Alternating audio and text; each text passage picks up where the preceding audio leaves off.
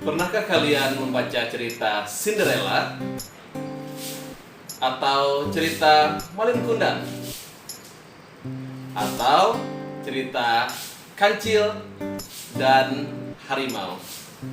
Ya, itulah contoh dari narrative text. Hello, good morning everyone.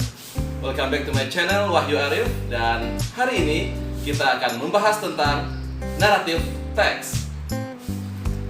Yang pertama, kita akan membahas social function of narrative text. Selanjutnya kita akan membahas tentang generic structure of narrative text. Dan selanjutnya adalah language feature of narrative text. Dan yang terakhir, nanti akan kita lihat contoh dari narrative text.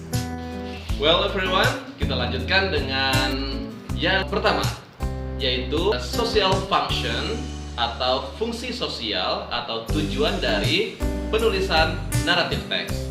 Fungsinya adalah to entertain or amuse the readers, atau bisa juga to teach us moral lesson. Jadi fungsi narrative text itu yang pertama adalah untuk menghibur pembaca dan juga untuk memberikan nilai-nilai moral kepada kita. Baik, selanjutnya adalah the generic structure of narrative text. There are three generic structure of narrative text. Yang pertama itu adalah orientation. Orientation itu adalah setting.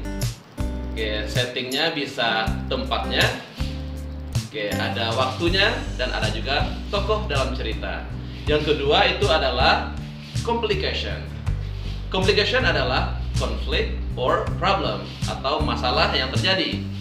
Dan generic structure yang ketiga adalah resolution atau problem solving atau pemecahan masalah atau akhir dari cerita. Akhir dari cerita bisa happy ending atau sad ending. Selanjutnya adalah language feature of narrative text. Oke, secara umum ada 4 language feature of narrative text. Yang pertama adalah using simple past tense. Ini menggunakan verb to. Oke, contohnya.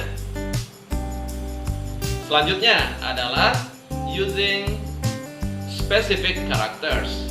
Contohnya Cinderella, Pinocchio, atau Malin Kundang. Dan selanjutnya adalah action verb. Action verbnya contohnya ini. Dan yang terakhir itu menggunakan adverb of time and place. Contohnya adverb of time, once upon a time, one day. Oke, selanjutnya adverb of place, contohnya adalah in the jungle, in the castle.